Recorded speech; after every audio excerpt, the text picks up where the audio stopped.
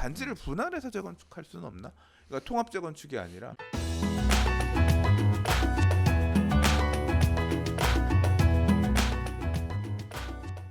자, 네 번째 이야기 한번 해보도록 하겠습니다. 1대1 재건축 38년차 삼성동 홍실 6개월 새 4억 올랐다 라는 얘기가 핵심인데요. 결국 여기서 포인트는 1대1 재건축이라는 포인트가 있고요. 그 다음에 6개월 새 4억이나 올랐다, 즉 많이 올랐다라는 얘기를 하고 싶었던 것 같습니다. 관리처분 인가를 받은 재건축 사업장 중 유일하게 걱정 없는 곳이다 라는 얘기인데요. 일단 서울 주요 1대1 재건축 추진 단지는 강남의 홍실 아파트, 용산의 왕궁 아파트, 광진구의 워커힐 아파트 1단지가 대표적인 1대1 재건축으로서 관심 갖는 지역이다라고 얘기를 하고 있고요.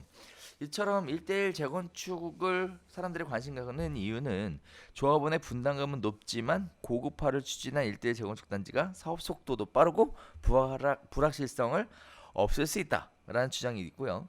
또 일반 분양 30가구 미만이면 주택도시보증공사의 분양 승인을 받을 필요가 없고, 그러니까 선분양할 수 있다는 얘기죠. 동시에 상한제 영향도 받지 않는다라는 큰 두 가지 이야기가 있습니다. 또 마지막으로 하나는 용적률을 최대 상한선보다 낮은 300%보다 낮은 250%로 적용하면서 소형 임대주택 의무 공급 규제도 받지 않는다라는 세 가지 큰 호재로 인해 호재지 뭐 역효제? 아무튼 그래서 1대 재건축에 관심을 받는다라는 얘기가 일단 기사의 메인이에요. 네, 자 이게 하고 싶은 얘기는 그거예요.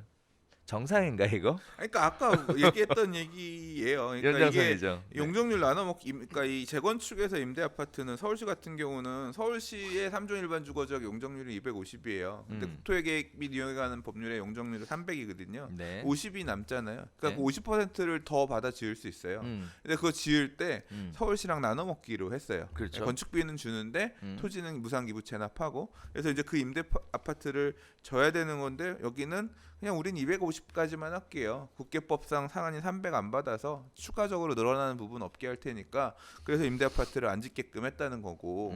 그리고 기존의 용적률이 높았기 때문에 이 아까 지금 말씀드렸던 렉스 아파트, 레미안 이촌 첼리투스 될 때처럼 일반 분양 개수가 얼마 없으니까 조합원들이 헐고 새로 짓는 비용에 대한 대부분의 비용들을 부담해야 되는 거다 보니까, 그러니까 일반 분양 개수가 없으니까, 일반 분양 개수가 얼마 없으니까 일반 분양을 뭐 분양가 상한제를 하든 허그를 하든 해가지고 개수가 굉장히 줄어들게 되면 한다고 하더라도 어차피 그걸로 들어올 수입이 많지 않았으니까 크게 상관없는 그런 상황이 된다는 거고요. 그렇죠. 그리고 뭐 30개 미만 같은 경우에는 아예 뭐 적용 안 되고, 그러니까 이 주택법에서 얘기하는 그런 분양을 안 해도 되는 거니까. 만약에 그렇다라고 하면 이제 이렇게 대단지 재건축들은 어려울 것 같아요. 왜냐하면 워낙 대단지다 보니까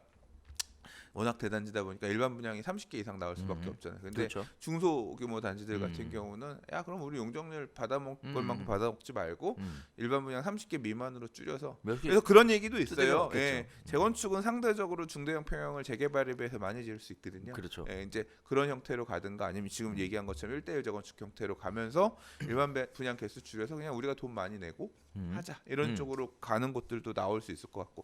또 하나 생각해 볼 수 있는 거는 이거는 좀 법률적으로 이 변호사님들 이런 분들이 따져봐야겠지만, 단지를 분할해서 재건축할 수는 없나? 그러니까 통합 재건축이 아니라 개별적으로 통합 분할을 해가지고 하면은 세대수를 좀 줄일 수도 있을 거 아니에요. 일반 분양 개수 그런 형태로 뭐 하는 방법 꼼수가 있지 않을까, 이제 그런 것도 따져보면서 요거 피해갈 수 있는 부분들 고려들 할 것 같은데. 근데 사실 근데 이게 뭐한 짓이냐 싶네요, 말하면서도. 그러니까 그래서 사실 생각해 보면 이 얘기를 가지고 나온 이유가 소장님도 얘기하셨고 많은 분들이 예상하시는 것처럼 1대1 재건축을 하게 되면 건축비에 대해서 조합원들이 부담해야 되는 건 너무나 당연한 자명한 사실입니다. 문제는 그럼에도 불구하고 6개월 새 가격이 많이 올랐다라는 게 그러니까 포인트인 것 여기는 같아요. 앞으로 추가 부담금이 나온다고 해봐야 애초에 일반 분양이 몇 개 없어서 주문이 많았던 데기 때문에 더 나온다고 해봐야 얼마 안 될 거야라고 하니까, 사실 근래 신축 가격이 많이 올랐잖아요. 그러니까 인근의 신축 가격이 오르니까 그거에 연동해서 같이 따라 올라간 거지. 얘네는 뭐 분양가 상한제가 또는 허그의 고분양가 관리 기준이 적용돼도 일반 분양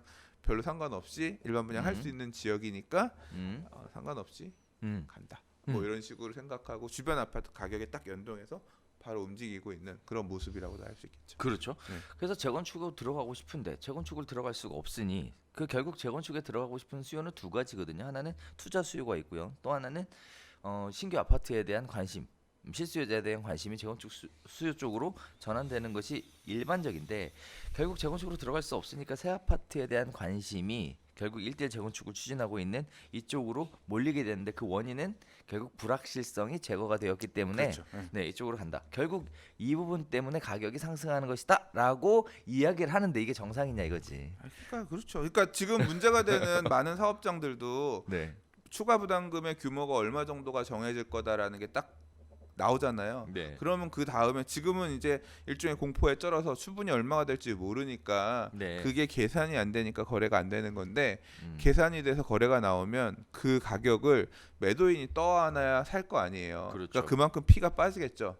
음. 그러면 이제 그 이후부터는 매수인들이 거래가 가격이 만들어지고 나서는 다시 지금 이 홍실 아파트 사례처럼 가격이 만들어지면서 거래는 될 거라고 생각해요. 근데 뭐 멈춰선 사업장들도 많이 나올 것 같기 때문에 뭐 저는 개인적으로 이런 생각을 좀 말씀드리고 싶어요. 지금 이제 마치 불확실성이 제거되고 새 아파트에 대한 관심이 가격을 끌어올리니까 많이 거기가 좋은 투자처인 양 생각할 수 있는 분들을 위해 저는 개인적으로 이런 생각을 합니다. 저 뭐 철저하게 제 개인적인 생각이니까 일단 이렇게 진행되는 사업장이라고 하는 건 사실 단지 규모가 크지 않을 것으로 예상이 돼요. 이렇게 단지 규모가 크지 않은 사업장의 경우는요. 보통 우리가 이렇게 나 홀로 아파트다라는 개념으로 생각해도 큰 오차의 범위는 없을 것 같은데요. 나 홀로 아파트를 투자를 할 때 유의사항이 뭔지, 나 홀로 아파트가 나중에 준공한 이후에 가격이 어떻게 영향을 미칠지 이런 부분들에 대해서는 각자 좀 찾아보시면 좀 이해가 되지 않을까라는 생각을 합니다. 물론 제가 오판했을 수도 있어요. 왜냐하면 단지 규모가 굉장히 크고 대단함에도 불구하고 1대1 재건축을 선택함으로 인해서 불확실성을 제거하고 거기에 따라 사업을 추진하겠다라고 하는 단지들 같은 경우에는 어떻게 보면 좋은 효과를 볼 수도 있겠지만 그렇지 않다라고 얘기한다면 단지 규모가 소규모라고 얘기한다면 나홀로 아파트 투자하는 개념으로 생각해 보셔야 되겠다라는 말씀 드리고 싶고요.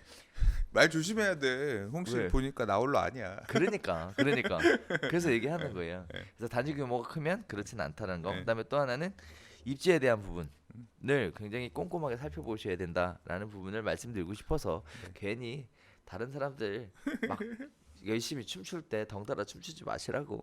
네. 맞습니다. 예. 네. 홍실 아파트 보니까 381세대고 30세대 한 400세대 조금 넘는 걸로 재건축하나 보네요. 예. 꽤 크네요. 네. 네. 자, 그래서 그런 부분 정리해 보도록 하겠습니다.